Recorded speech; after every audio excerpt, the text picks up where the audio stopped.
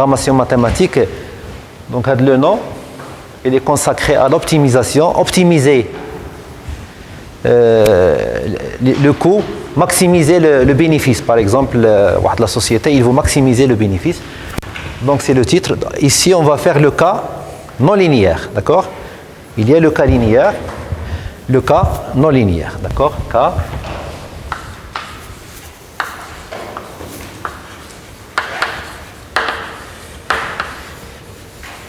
Bien sûr, le cas linéaire, il est inclus dans le cas non linéaire, mais le cas linéaire donc, admet des algorithmes beaucoup plus simples que le cas linéaire.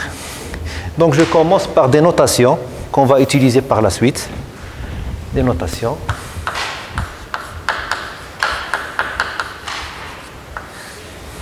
D'accord? Bon, je considère un entier n non nul. Bon, pour qu'on soit d'accord avec les notations, Rn, tout le monde le connaît, c'est l'ensemble des vecteurs colonnes. Lorsque je considère un x appartient à Rn, la présentation c'est colonne. D'accord?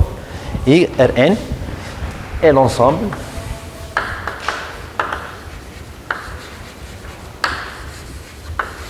des vecteurs colonne x, donc bien sûr de la forme,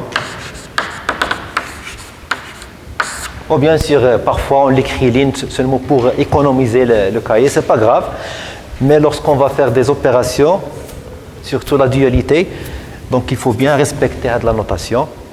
S'il n'y a pas confusion, vous pouvez l'écrire comme vous voulez, ligne ou bien colonne, mais lorsqu'il s'agit du produit scalaire ou bien dualité, vous allez voir, ça facilite les choses. Rn',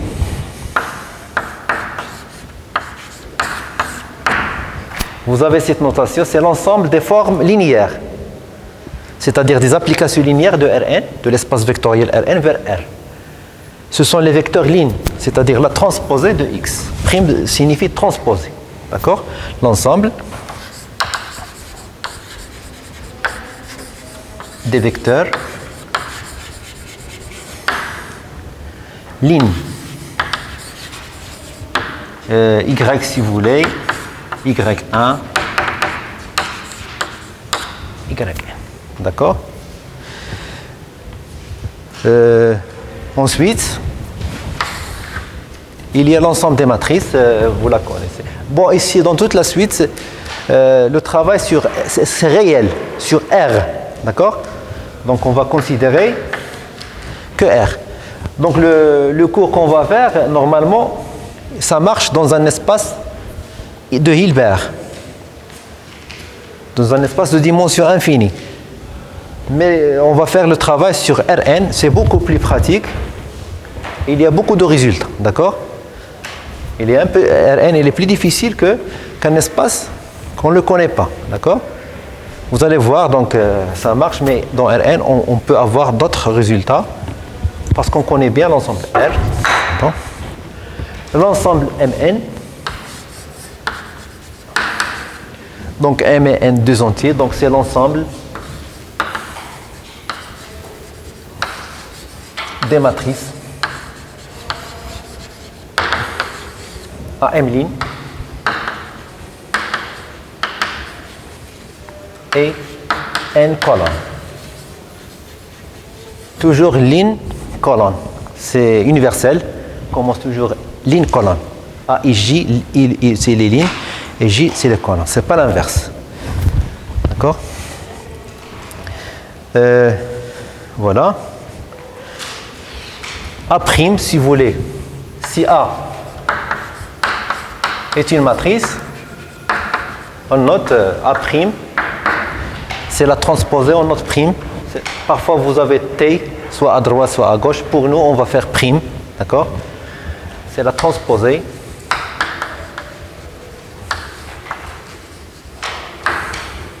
de A.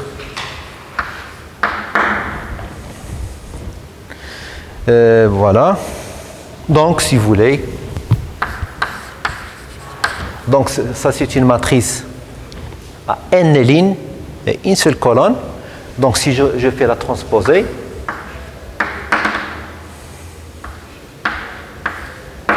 ça devient ligne. C'est-à-dire, vous voyez, Rn, je le fais transposer, ça devient Xn. Voilà. Ensuite, je vais noter, donc, c'est quoi un produit scalaire? Donc, si x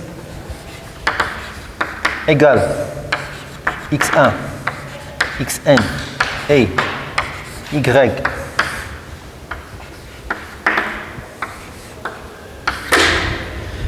le produit scalaire de x et y est noté, donc le produit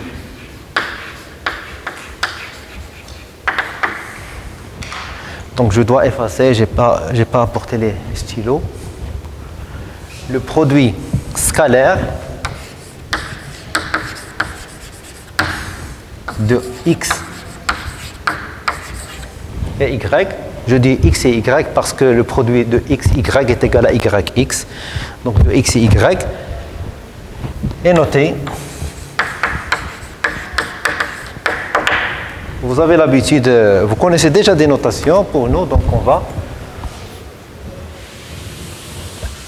faire la notation suivante. Donc si je considère comme étant des vecteurs colonnes, je fais entre crochets. Remarquez, à la colonne, et ce vecteur est colonne. Une autre notation. Donc lorsque je fais 3 lignes, c'est-à-dire une définition. Une définition, donc il y a l'autre notation que vous connaissez, vecteur ligne fois vecteur colonne, c'est-à-dire x', scalaire, vous pouvez faire cette notation, ligne fois colonne. C'est aussi est égal, si vous voulez, y' x. C'est aussi est égal, cette notation on va l'utiliser lorsqu'on va faire la dualité. Regardez, c'est entre parenthèses, ligne, c'est la même notation, colonne, toujours ce sont des définitions. Et tout ça, remarquez, lorsque je fais crochet de colonne, lorsque je fais parenthèse, ligne fois colonne. Et tout ça est égal, comme vous connaissez, c'est sigma, i est égal à 1 jusqu'à n, xi. Produit scalaire, c'est un élément de R. Voilà. Ensuite, toujours avec les notations,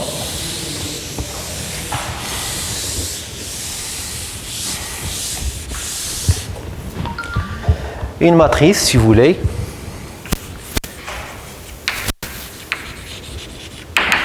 une matrice A, M ligne, N colonne, je peux l'écrire sous forme soit des lignes, soit des colonnes.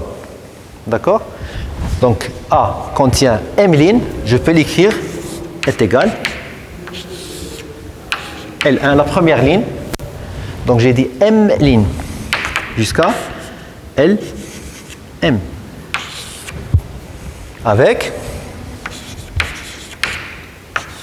LI, dans ce cas, c'est un vecteur ligne de Rn appartiennent, parce qu'il y a M colonnes. Je peux considérer une matrice, je considère que des lignes, je peux faire la présentation suivante. Comme je peux le présenter sous forme de colonne. Colonne, c'est-à-dire A est égal, combien il a de colonnes? N colonnes. C1, première colonne, jusqu'à Cn. Ce sont des colonnes avec, ici, lorsque I il est entre 1 et M, avec CI appartiennent à R, M. D'accord? Vous pouvez avoir un exemple. Ça facilite les choses, vous allez voir. Ici, le I, il est entre 1 et N. Voilà. De sorte que, si vous voulez, alors, Bon, de sorte que, un exemple,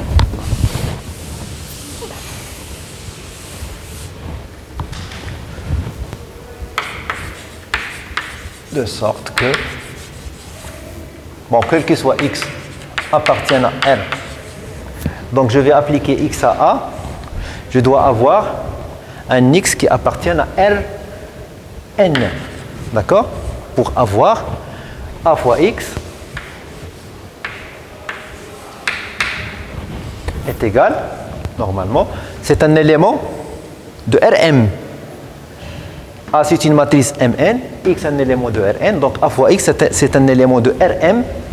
Si j'utilise les lignes, ça devient tout simplement le L1 scalaire x, ou bien je fais une parenthèse avec cette notation, ligne fois colonne, jusqu'à Lm fois x. Donc c'est un élément de Rn. Donc si je fais les calculs, je peux avoir, voilà,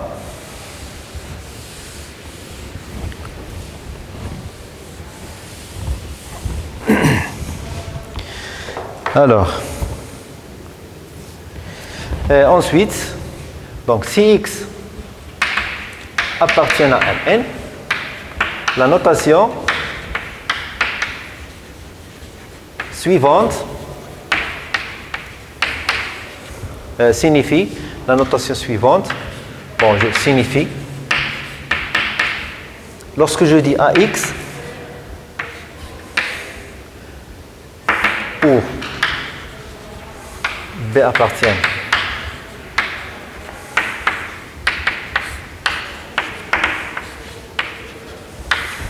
regardez, j'écris ça, AX c'est un vecteur de Rm. Je considère un B un vecteur de Rm. Comme vous connaissez, il n'y a pas de relation d'ordre dans Rm. Mais cette notation, c'est pour faciliter les choses, l'écriture, lorsque je dis un vecteur est inférieur à B, signifie composante par composante. D'accord? Cette notation signifie que chaque terme, que Li fois x est inférieur ou égal à B. Parce que par la suite, on va avoir un système d'inégalités, ce qu'on appelle les contraintes. On va minimiser sur les contraintes. Au lieu d'écrire beaucoup d'écritures, il suffit de rassembler sous forme de matrice. Ça signifie quel qu'il soit. D'accord?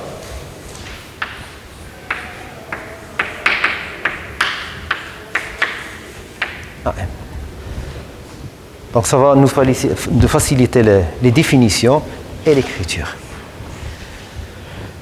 Ensuite, je vais définir ce qu'on appelle, vous connaissez déjà, la convexité. C'est quoi un ensemble convexe, c'est quoi une fonction convexe, ainsi de suite, sur Rm.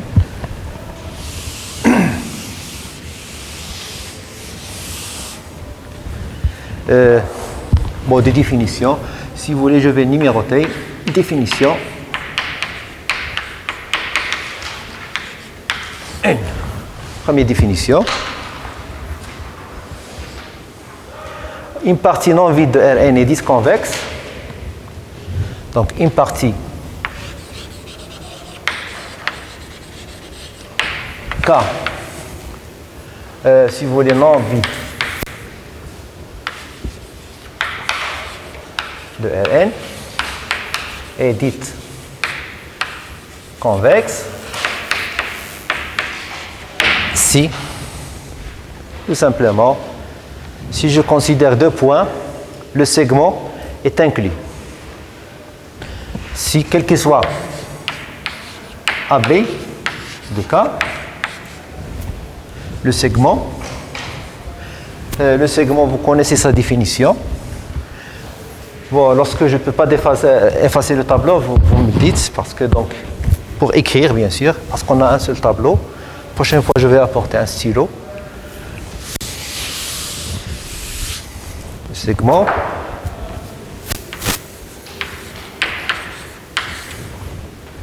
Le segment dans un espace vectoriel. qui n'a pas, le segment AB est égal à aussi BA. Par contre, dans R, je ne peux pas faire cette notation, sauf si A est plus petit que B. Mais ici, c'est la même chose, d'accord? Est égal. Donc, par définition, tout simplement, c'est l'ensemble de TA plus 1 moins T, B. Lorsque T, il est entre 0 et 1. D'accord? C'est la même chose. Vous pouvez démontrer, c'est pareil. Cet ensemble, il sera inclus dans. Donc,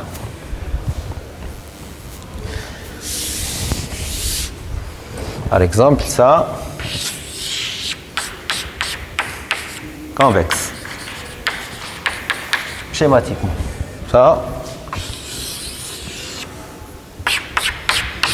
ADA n'est pas convexe. Parce que si je prends ici A, ici B, vous voyez, donc le segment n'est pas inclus. Par contre, cet ensemble est convexe.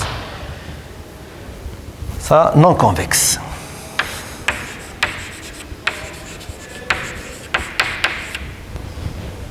Non convexe, regardez, si je prends ici un point, et ici un point, je vous demande quel est le point le plus proche de ce point.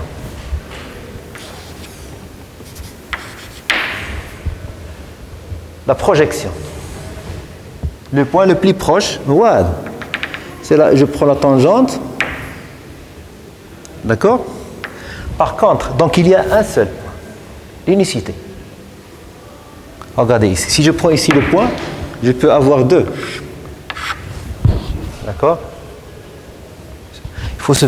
Donc, on va préparer comme la minimisation. Ici, il y a unicité. Et ici, on peut avoir deux points. Si je travaille dans R3, on peut avoir plusieurs. Donc la convexité, ça implique l'unicité. Et parfois, ce point n'appartient pas à K. Le point n'appartient pas, il a qu'un la frontière. Si K n'est pas fermé. Donc l'existence. Donc l'unicité, ça provient de la convexité, l'existence de la fermeture. Et autre chose, bien sûr. La même chose ici. Je peux avoir l'existence. On n'a pas besoin de la convexité, l'existence. J'ai deux. Il suffit que l'ensemble soit fermé, on n'a pas la frontière. D'accord? Tout ça, on va faire en détail. Alors, donc la définition d'une partie convexe. Ensuite, on aura besoin fonction convexe. Donc, toujours les mêmes définitions. Une fonction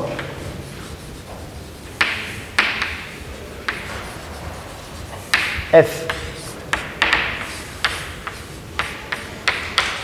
Donc, à valeur dans R, parce que je vais utiliser la relation d'ordre. Ce n'est pas C ou bien un autre espace, c'est R, muni de la relation d'ordre totale. Deux points sont comparables. Quels que soient deux points sont comparables. Une fonction f est dite convexe si tout ça vous le connaissez, quel que soit. Donc avec le même ensemble, bien sûr, avec le même ensemble, il faut qu'il soit convexe pour définir une fonction convexe sur un ensemble convexe. Si, quel que soit AB, appartiennent à K, quel que soit T, appartiennent à 0, 1, F de TA plus et plus petit est égal à T, F de A plus 1 moins T, F de B. D'accord? Schématiquement, c'est comme ça. L'épigraphe est convexe d'une fonction. D'accord? Ça, c'est convexe.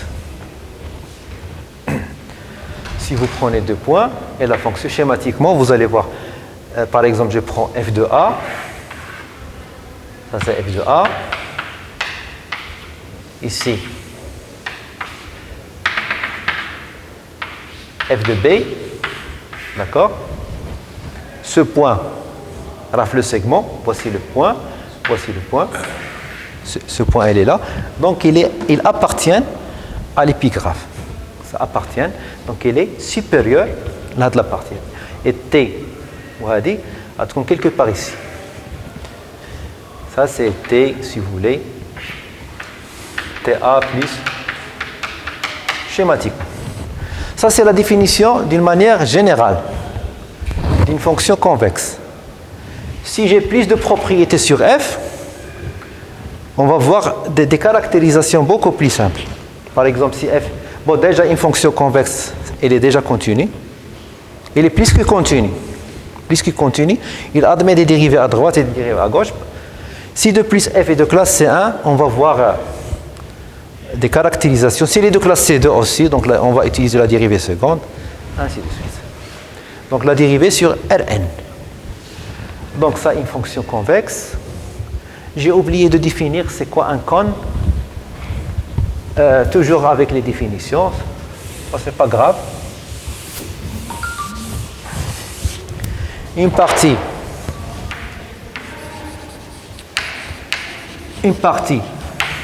K de Rn, bien sûr non vide, est dite cône. On dit que K est un cône. Bon, c'est un cône. On dit que K est un cône. Bon, tout d'abord, je vais vous situer. Cône, vous le connaissez, il est comme ça, par exemple. Regardez, si je prends un vecteur ici, si je le multiplie par un élément positif, je le multiplie par 2, il reste ici. Si je le multiplie par 3, il va rester faire l'ensemble. Tout simplement, si, quel que soit x appartient à K, quel que soit t positif, s'il est négatif, ils peuvent sortir, d'accord? T fois x appartient à K. T fois x appartient à K. Donc il y a la notion de convexe et de cône. Et remarquez ici le 0. Bon, j'ai besoin de cette définition. Vous pouvez avoir d'autres définitions, cône pointé, cône non pointé strict. Mais ici, on aura besoin du 0. Ça va jouer le rôle, si vous voulez, comme vous savez, dans un espace vectoriel, les sous-espaces vectoriels admettent des supplémentaires orthogonaux. Je peux projeter. Un point, je peux faire la projection. Si j'ai un x, je peux la décomposer à axe. Et sur des ensembles, un convexe, je ne peux pas faire ce travail, mais sur un cône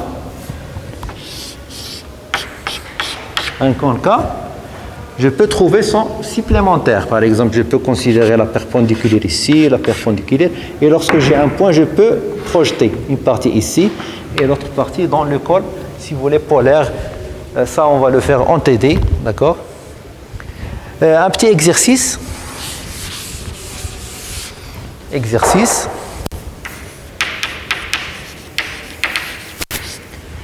Je vais combiner avec convexe et cône, vérifier que K, cône, convexe, à la fois c'est un cône et convexe, c'est équivalent, quel que soit alpha, bêta,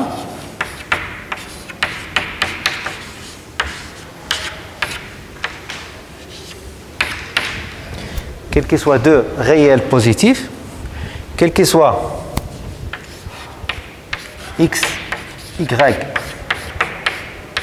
k au carré, alpha x plus bêta y appartiennent à k. Parfois, on veut démontrer que k est un cône convexe. Ce n'est pas la peine de faire les deux. Est un convexe, il faut que la somme soit égale à 1. Alpha plus bêta égale à 1. Ici, ce n'est pas obligatoire. Donc, K est un cône convexe si et seulement si, quel que soit deux réels positifs, quel que soit deux vecteurs. alpha x plus bêta y appartiennent à K. Voilà. Ensuite, je ne sais pas si je dois rappeler c'est quoi la dérivée d'une fonction, vous la connaissez. Déjà, vous avez le cours de calcul différentiel, donc on ne va pas faire ce rappel. Vous le connaissez déjà. Sinon, donc, lorsqu'on va l'utiliser, je vais le rappeler. Définition 2.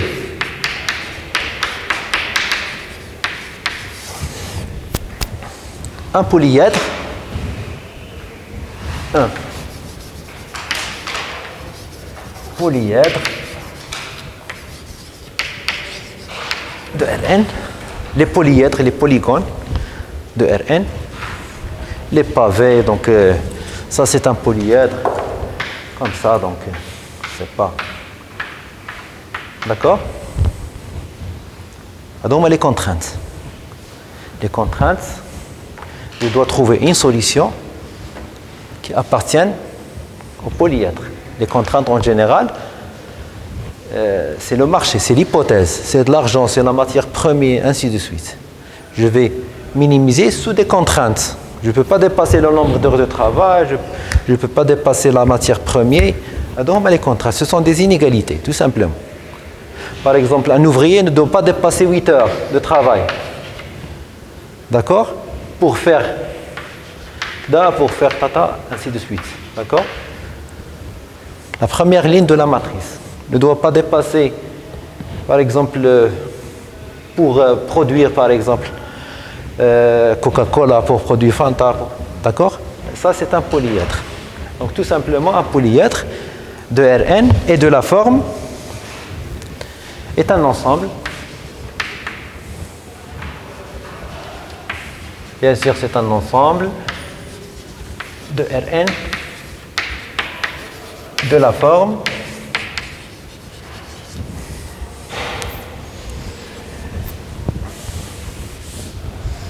K est égal à l'ensemble des x qui appartiennent à Rn, tel que AX. Voilà, ça résume tout. Où A est une matrice, d'accord? M' N colonne et B appartiennent avec les notations que j'ai déjà utilisées. Vous voyez, donc c'est un système d'équations, M équations et N inconnues. D'accord? Lorsque je trouve une solution, c'est pour cela que vous entendez par minimisation sous contrainte et sans contrainte. Parfois, on minimise sur Rn. Je trouve une solution sur Rn. Parfois, j'ai des contraintes. D'accord? Alors, voilà, donc, remarque, ou bien, de sorte que, si vous voulez, x appartienne à K, c'est équivalent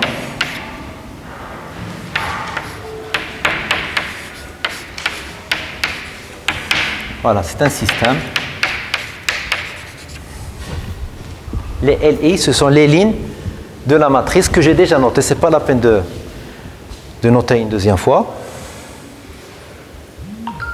Donc, si vous avez un système, si j'ai des inégalités de l'autre côté, je peux multiplier par moins 1 pour avoir que des inférieurs ou égales et je présente le vecteur.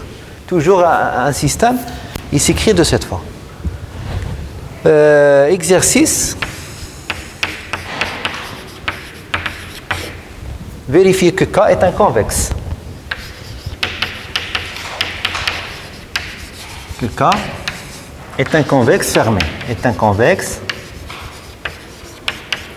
fermé. Et en général, n'est pas un cône. Qui peut me dire quand est-ce que K est un cône?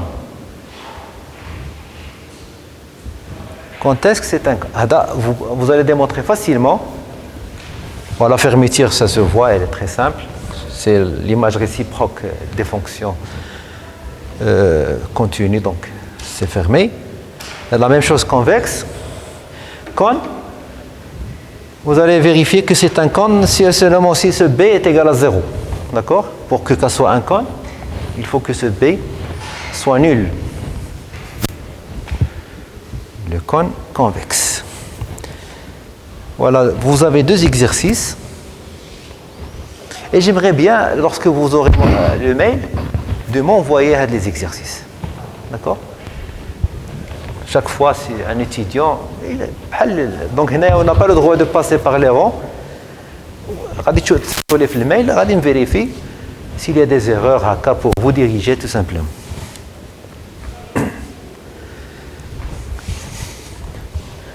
Et même les autres qui ne sont pas présents, donc comme ça, donc j'aurai des contacts avec ceux qui sont.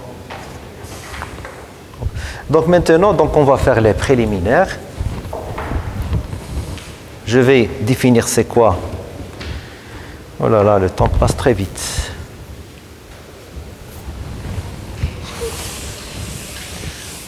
Donc des notations maintenant, des préliminaires. Grand 2. Préliminaire.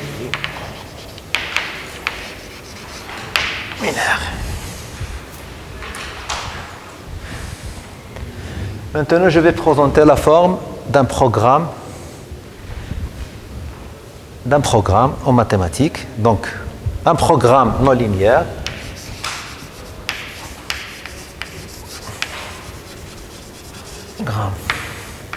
Non.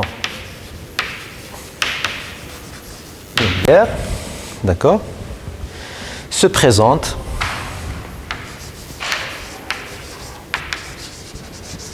sous la forme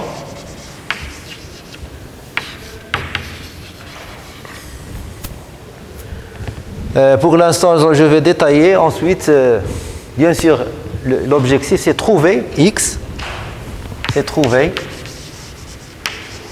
un x, d'accord, tel qu'appartienne à K, qui minimise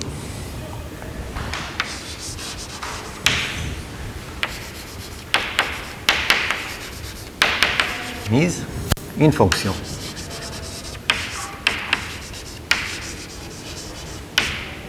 F.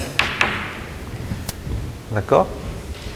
Trouver un x qui minimise la fonction coût ou bien la fonction économique, le bénéfice. Par exemple, une société, il veut vendre des produits, le bénéfice, maximiser le bénéfice,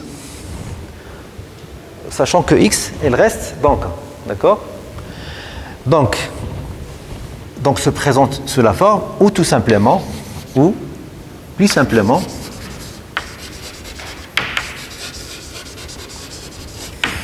ok. Par la suite, tout simplement, je vais faire la notation suivante. Minimiser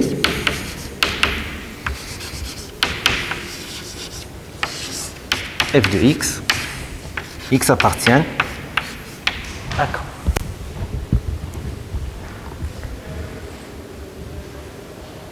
Lorsque je fais cette notation, c'est-à-dire que je suis en train de chercher x tel qui réalise le minimum de cette fonction. D'accord? Bien sûr, plusieurs questions se posent maintenant. Pourquoi vous avez choisi que minimiser? Pourquoi pas maximiser? Parce que tout simplement, c'est équivalent. Le problème P, c'est équivalent à maximiser. Si je veux faire, au lieu d'écrire minimiser, j'écris maximiser, il suffit d'ajouter le moins. Et là, x reste le même. Le vecteur x ne change pas. Minimiser, c'est équivalent. Si je multiplie par moins, c'est maximiser. D'accord? Ou f. Bon, pour simplifier, je vais prendre f défini sur K qui est inclus sur un domaine. Pardon. Où f est une fonction. Est une fonction. Premièrement, pour simplifier, donc je vais supposer que oméga est un ouvert de c'est-à-dire la fonction qu'on va étudier, elle est définie sur un ouvert de Rn.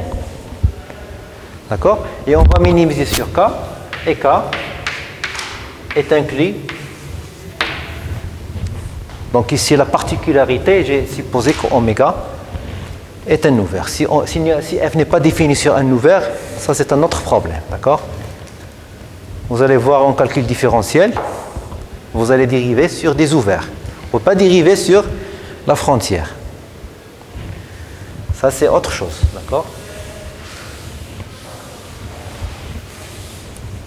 Tout simplement parce que lorsque vous calculez la dérivée, qu'est-ce que vous faites?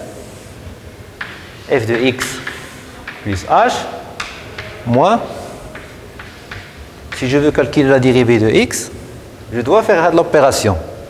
Supposons que je suis sur la frontière. X appartient à la frontière. Qui m'a dit que x plus h, il reste en oméga? Il peut sortir. Donc, si x il est à l'intérieur, donc pour h assez petit, la définition d'un ouvert, je reste sur l'ouvert, d'accord? C'est pour cela, donc, f doit être défini sur un ouvert. D'accord? Quelques définitions. Première définition. Si oméga égale à Rn. Donc c'est l'espace vectoriel, c'est un ouvert. Et f est linéaire, c'est-à-dire forme linéaire. C'est une forme linéaire. Et K c'est un polyèdre. F, forme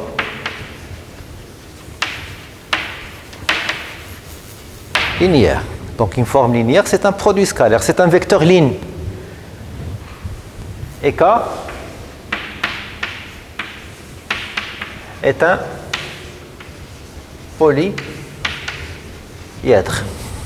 Un polyèdre, comme vous voyez, c'est l'intersection. Vous avez M système, c'est l'intersection des demi-plans. Est un polyèdre. On dit que c'est un programme. Dans les livres, vous allez écouter parler d'un programme linéaire. P est dit programme linéaire. D'accord? Alors, P est un programme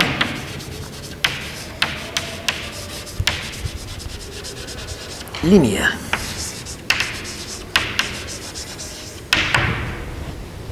Une étude spéciale se fait sur ce programme linéaire. Il existe un algorithme plus simple